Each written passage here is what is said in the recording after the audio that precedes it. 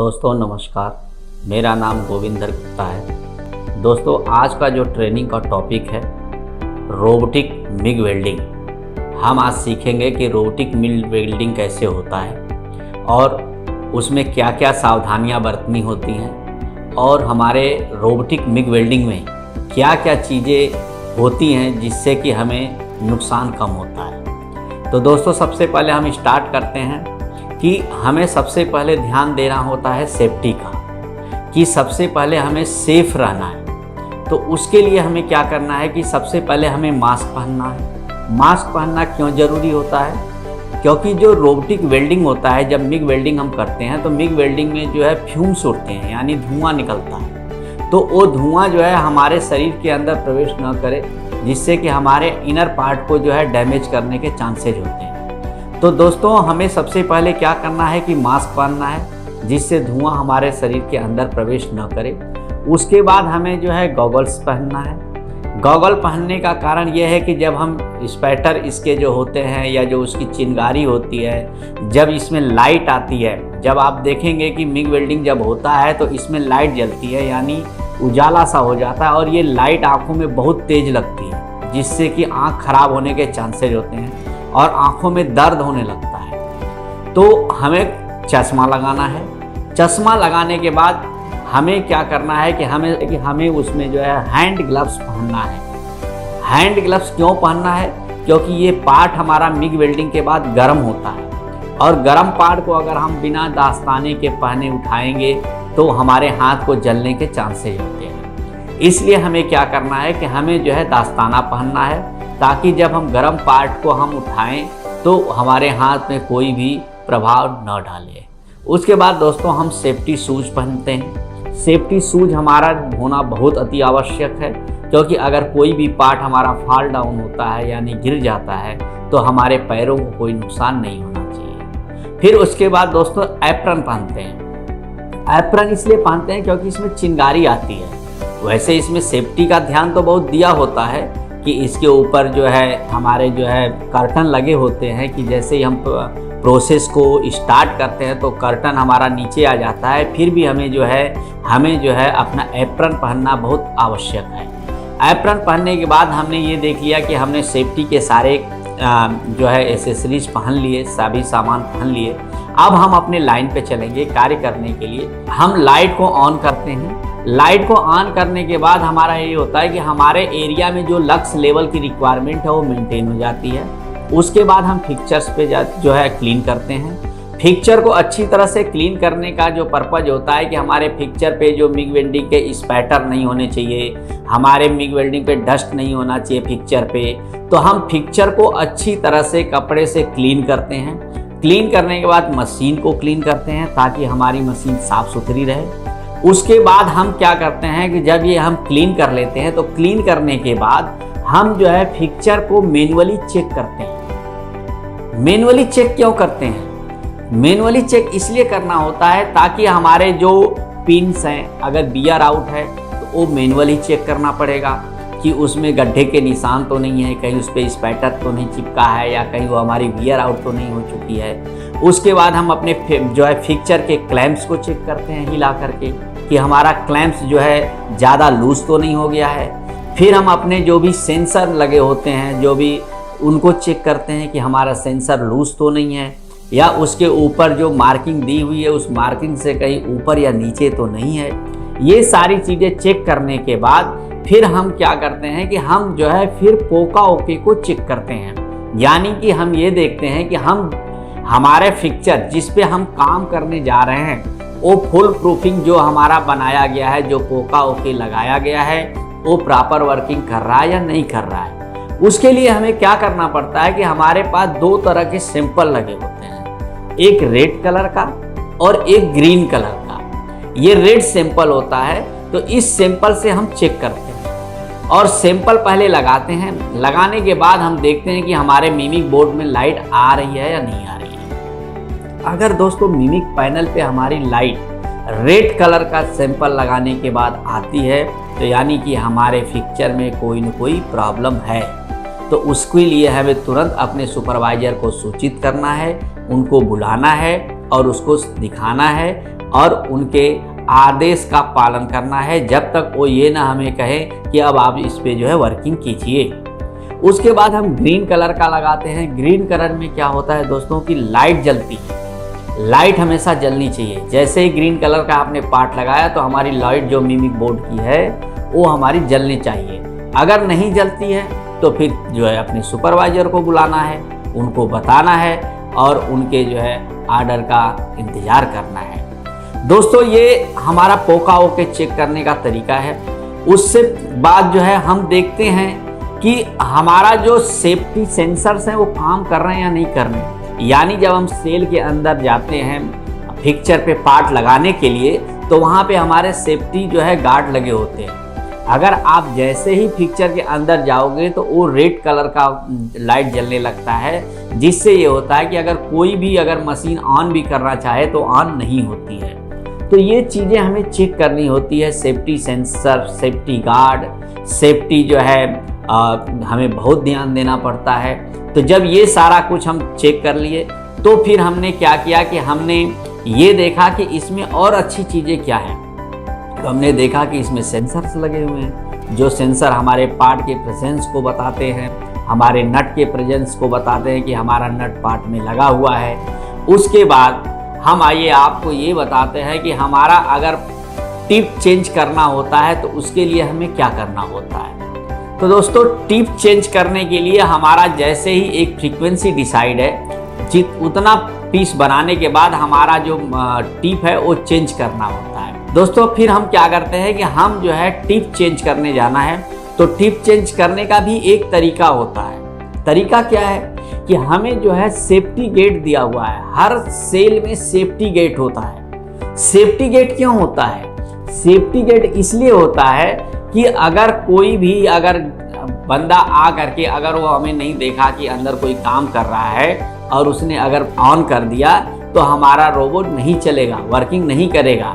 अगर हम safety sensor को खोले बगैर अंदर चले जाते हैं तो हमारा जो है रोबो वर्किंग करेगा, जिससे हमारे को जो है एक्सीडेंट होने के चांसेज होते हैं। तो इसलिए जो है हमें क्या करना होता है कि हमें अपने सेफ्टी गेट को पहले खोलना होता है। सेफ्टी गेट को खोलने का तरीका क्या होता है कि उसके ऊपर जो सेफ्टी वाल लगा होता है उसको निकाल करके उसके बाद आप गेट को खोलिए। गेट को खोल के अंदर जाना है। अंदर जाने के बाद ही हमें जो है टिप को चेंज करना है। अब टिप चेंज करने के बाद अब हमारा क्या होता है कि हम टिप तो चेंज कर दिए, हम जो है बाहर निकलते हैं। बाहर निकलने के बाद हम सेफ्टी गेट को बंद कर देते हैं। सेफ्टी गेट को बंद करने के बाद फिर हम अपने जो है पैनल पे जाते हैं। पैनल पे जाने के बाद हम प्रोग्राम देते हैं। प्रोग्राम देने के बाद हमारा जो रोबो है वो सबसे पहले क्या करता है कि वो जो है चेकिंग पे आता है कि हमारा जो टिप का अलाइनमेंट है और जो वायर का है वो हमारा 90 डिग्री पे है या नहीं है। टिप का कैलिब्रेशन भी होता है। टिप का कैलिब्रेशन होता है, उसका देखा जाता है कि वो राइट एंगल में है या नहीं है। फिर आपको मैं बता रहा हूँ कि वायर चेंज करने का तरीका है। हम उसमें जो मिग वायर हम यूज करते हैं उसको हम चेंज करने का आपको तरीका बता रहे हैं कि हमारा जब मिग वायर का रोल ख़त्म हो जाता है, मिग वायर हमारी ख़त्म हो जाती है, तो फिर हम क्या करते हैं, मिग वायर रोल को मशीन से बाहर निकालते हैं। उसके बाद न्यू मिग वायर रोल उसके अंदर जो है सेट करते हैं। सेट करने के बाद उसके पाइप के द्वारा मिग वायर को टिप तक ले आते हैं। टिप तक ले आने के बाद हम जो है बाहर निकलते हैं। बाहर निकलने के बाद हम सेफ्टी गेट को बंद कर देते हैं। उसके बाद दोस्तों इसमें एक सिस्टम होता है नोजल क्लीनिंग का। नोजल क्लीनिंग ऑटोमेटिक होता है, हमें करने की ज़रूरत नहीं होती, क्योंकि आजकल टेक्नोलॉजी इतनी ज़्यादा बढ़ चुकी है कि हमारे को सिर्फ सावधानियां बरतनी होती है और सारा काम जो है रोबो करता है। तो जैसा कि आपको मैं बता रहा हूं कि नोजल क्लीनिंग में ये होता है कि एक फ्रीक्वेंसी डिसाइड होती है कि इतने पीस के बाद हमारा रोबो जो है, जो मिग वेल्डिंग का रोबो है, वो नोजल क्लीनिंग पे जाएगा। तो वहाँ नोजल क्लीनिंग पे जाता है, नोजल क्लीनिंग होता है। नोजल क्लीनिंग होने के बाद वो स्प्रे उसमें यूज होता है, वो स्प्रे से उस एरिया को पूरा क्लीन करता है। उसके बाद जो मास्टर लगा होता है, नोजल क्लीनिंग के बाद, जैसा कि मैंने बताया कि टिप चेंजिंग के बाद, जैसा कि मैंने बताया आपको कि वायर चेंज करने के बाद, एवरी टाइम हमारा जो रोबो है वो अपने एंगल को चेक करता है। तो नोजल क्लीनिंग के बाद, टिप चेंजिंग के बाद हमारा रोबो जो है अपने मास्टर पे जाता है और वहाँ पे ये चेक करता है कि हमारा जो वायर है वो वायर हमारा जो टिप से 10 mm निकला होना चाहिए, वो निकला है या नहीं है, या जो स्टैंडर्ड है उससे बराबर निकला हुआ है या नहीं है। ये सारा कुछ हमारे ओएस में दिया होता है। उसके बाद हमारा जो है मास्टर से चेक होने के बाद रोबो अपने होम पोजीशन पे चला जाता है कि हम जी तैयार है, अब आप हमें जो है प्रोग्राम दीजिए, ऑर्डर दीजिए, हम मिग वेल्डिंग करें। अब दोस्तों हम ये सारी चीज़ें करने के बाद अब हम ये देखते हैं कि हमारे पास वहाँ पे WI लगा है, ऑपरेशन स्टैंडर्ड, यानी कि ऑपरेटर के लिए कार्य मानक। जो WI लगा हुआ है उसके ऊपर सीक्वेंस दिया हुआ है कि हमारा जो है कौन सा पार्ट पहले लगाना है, उसके बाद बटन दबाना है जिससे कि क्लैंप हमारा जो है आ करके पार्ट को पकड़ ले। उसके बाद हमारे को जो है फिर दूसरा पार्ट कौन सा लगाना है, वो चेक जो है फिर कौन सा बटन दबाना है। ये सारा कुछ ओएस में दिया होता है और उसी के हिसाब से हमें जो है पार्ट को लगाना होता है। अब हम पार्ट को लगाएंगे। लगाने का तरीका क्या है?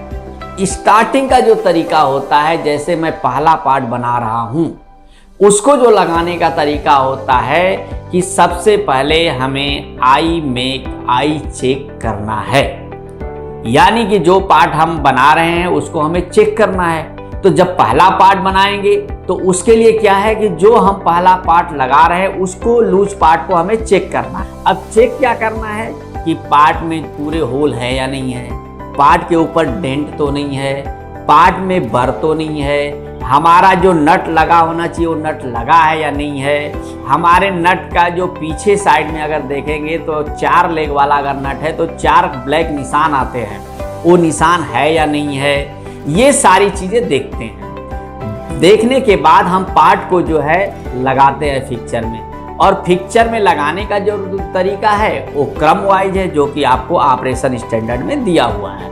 उसको पार्ट को लगाने के बाद हम ये देखते हैं कि हमारा जो मिमिक बोर्ड है उस मिमिक बोर्ड में लाइट आ रही है या नहीं आ रही है, यानी वो पार्ट के प्रेजेंस को बता रहा है या नहीं बता रहा है। तो हमने पार्ट के प्रेजेंस को देख लिया। देखने के बाद हमने क्या किया, ऑन किया, यानी प्रोग्राम दे दिया। प्रोग्राम देने के लिए यहाँ पे ये बटन होता है जिसमें लिखा हुआ है स्टार्ट। इसको आपने बटन को दबाया, प्रोग्राम हो गया। अब जैसे ही रोबो वेल्डिंग करने के लिए फिक्चर के ऊपर आता है, वैसे ही हमारा जो कर्टेन सेंसर है, यानी कि जो हमारा एक पर्दा कहते हैं, वो पर्दा हमारा जो है हमारे सामने आकर के लग जाता है। वो लगने का जो कारण है कि जो उसका जो लाइट है वो लाइट हमारी आंखों पे न लगे। अब जहाँ जहाँ पे वेल्डिंग करना है वो हमारा रोबो ऑटोमेटिक वेल्डिंग करता रहता है। अब इसमें कभी कभी कुछ एबनॉर्मलिटी होती है, अब उसको हैंडल भी करना होता है। अब उसमें ये देखते रहना होता है कि हमारा रोबो कहीं ऐसा तो नहीं कि बीच में वायर स्टिक हो गया, रुक गया, या कुछ अदर चीज हो गया। तो ये देखना होता है, ये जज करना होता है। तो जैसे ही आपने देखा कि हमारा कोई वायर स्टिक रुक गया या हमारा जो फिक्चर है मूव नहीं कर रहा है, तो ये इमरजेंसी लाइट बटन होता है। मतलब कि देखना होता है कि अगर हमारा वायर स्टिक हो गया या हमारा कुछ अदर एबनॉर्मलिटी हो गई, तो ये हमारा इमरजेंसी बटन होता है। इस इमरजेंसी बटन को तुरंत हमें जो है दबा देना है, जिससे हमारा रोबो जहाँ पे है, पिक्चर जहाँ पे है वहीं पे रुक जाए। इससे फायदा क्या होता है कि हमारा जो रोबो है वो एक्सीडेंट करने से बच जाता है, क्योंकि जब हमारा रोबो एक्सीडेंट करेगा तो उसके कुछ पार्ट डैमेज होंगे, तो हमारा जो काम बढ़ जाता है, यानी हमारे को फिर जो है मेंटेनेंस टीम को बुलाना, उसको फिर काम पे लगाना, फिर हमारी प्रोडक्टिविटी पे भी असर करता है, फिर हमारी क्वालिटी भी खराब होती है। तो दोस्तों ये सारी चीज़ें हमें ध्यान रखनी होती है। अब हमारा पार्ट बन गया। अब पार्ट जब बना तो उस समय हमारे पास कोई काम नहीं था, हम खड़े थे। तो हम खड़े थे, तो उस समय हमें क्या करना है, आई मेक आई चेक, यानी कि जो पार्ट हम नेक्स्ट पार्ट हम लगाएंगे पिक्चर में, उस पार्ट को हमने चेक करके रख लिया। अब चेक करके रखने के बाद अब हमने क्या किया कि हमने जो है देख लिया कि हमारा रोबो जो है वर्किंग किया, हमारा कर्टेन सेंसर जो है ऊपर चला गया, जो हमारा मिग वेल्डिंग का रोबो है वो होम पोजीशन पे चला गया, दूसरे पिक्चर पे काम करने के लिए चला गया, हमारे सारे पिक्चरों के क्लैंप्स खुल गए। अब खुलने के बाद क्या करना है, हमें पार्ट को निकाल लेना है, निकाल के रख लेना है। अब रखने के बाद क्या करना है, अब हमें जो पार्ट मैंने चेक किया था लूज पार्ट, उसको हमें पिक्चर में लगा देना है, लगा के प्रोग्राम दे देना है। अब प्रोग्राम देने के बाद क्या करना है कि जो मैंने पार्ट को बनाया है उस पार्ट को हमें चेक करना है। चेक क्या करना है, पार्ट बनने से पहले तो हमने देख लिया कि ब्लैंक शॉट नहीं होना चाहिए, डेंट नहीं होना चाहिए, हमारे पार्ट में नट लगा होना चाहिए, हमारा पार्ट कहीं से बैंड नहीं होना चाहिए, हमारे पार्ट में स्क्रैच नहीं होना चाहिए। ये चीज़ें तो हम बनने से पहले देख लिए। लेकिन बाद में क्या हमें देखना है कि बाद में ये देखना है कि हमारे पार्ट में जहाँ जहाँ पे वेल्डिंग करनी थी वहाँ पे वेल्डिंग हुई है या नहीं हुई है, कितने लेंथ की वेल्डिंग करनी थी उस लेंथ की वेल्डिंग हुई है नहीं हुई है। अब आप कहेंगे जी लेंथ को हम कैसे करेंगे, तो एक विजुअल करते करते अभ्यास हो जाता है। तो एक विजुअल हम देख लेते हैं कि यार इतना mm है, क्योंकि हमेशा ड्राइंग से जो है 2 mm एक तरफ 2 mm एक तरफ, यानी 2-2 mm 3-3 mm एक्स्ट्रा वेल्डिंग करते हैं। तो हमने ये देख लिया कि यार ये इतना वेल्डिंग हमारी होती है और वेल्डिंग दोनों पार्टों को वेल्ड कर रही है, और इसके अंदर कोई हमारा जो है ब्लो होल नहीं है, इसके ऊपर हमारे ज़्यादा स्पैटर्स नहीं हैं, इसमें जो है हमारा वेल्डिंग का जो बीड है वो सही है, हमारा जो वेल्डिंग का लेंथ है वो सही है, हमारा वेल्डिंग जो है कहीं से जो है ख़राब नहीं है, जला हुआ नहीं है। तो फिर हम क्या करते हैं, इस पार्ट को हम जो है नेक्स्ट ऑपरेशन के लिए दे देते हैं। अब दोस्तों इसमें एक और प्रॉब्लम्स आती है, एबनॉर्मलिटी बहुत आती है। एक प्रॉब्लम आती है कि हमारा जैसे ही हमारा गैस खत्म हुआ, तो गैस खत्म होता है तो हमारा रोबो क्या होता है कि रोबो हमारा बंद हो जाता है, क्योंकि हमारे रोबोटिक मिग वेल्डिंग में जो है सब कुछ सिस्टमैटिक होता है, ऑटोमेटिक होता है। यानी कि हमारा जो गैस फ्लो है वो भी हमारा इंडिकेट करता है, हमारा जो एयर प्रेशर है वो भी इंडिकेट करता है, हमारा जो गैस फ्लो है वो हमारा मिनिमम और मैक्सिमम डिफाइन होता है, और जो मिनिमम और मैक्सिमम डिफाइन होता है उतने के बीच में ही हमारा जो है रोबो वर्किंग करता है, अदरवाइज वर्किंग नहीं करता है। तो दोस्तों ये सारी चीज़ें हमें देखनी होती है, और ये देखने के बाद हमें ये प्रक्रिया हर पार्ट पे करना होता है। और इसमें सबसे ज़्यादा ज़रूरी जो होता है दोस्तों सेफ्टी होता है, आई मेक आई चेक बहुत ज़रूरी होता है। ये चीज़ें हमें हमेशा ध्यान में रखनी होती है और हमें अपने पार्ट को रूटीन में बनाना होता है। अब इसमें कुछ और चीज़ें मैं आपको बताने जा रहा हूँ, जैसे कि मैंने आपको बताया कि हमारा जो है गैस फ्लो, हमारा जो एयर फ्लो, ये सारी चीज़ें होती हैं। जैसे हमारा गैस फ्लो है, गैस का भी हमारा क्या होता है कि हमारा जो है सिस्टमैटिक बना हुआ है कि हमारे को मिनिमम लेवल ये चाहिए, मैक्सिमम लेवल ये चाहिए। तो उतने लेवल से अगर हमारा गैस फ्लो कम होता है तो हमारा रोबोट नहीं वर्किंग करेगा, अगर ज़्यादा होता है तो भी हमारा रोबोट वर्किंग नहीं करेगा। उसके बाद हमारा आता है कि अब हमारा जो है गैस फ्लो हो गया।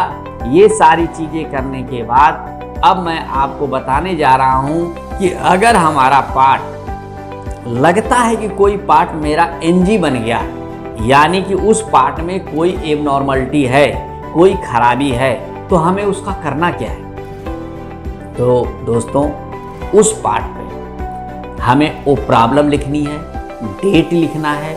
ये सारी चीज़ें लिखने के बाद उस पार्ट को हमें रेड बिन में रख देना है, और जब हमारा सुपरवाइजर उस लाइन पे आते हैं तो उन्हें हमें सूचित करना है कि सर ये पार्ट में ये प्रॉब्लम आई है, फिर वो देखेंगे।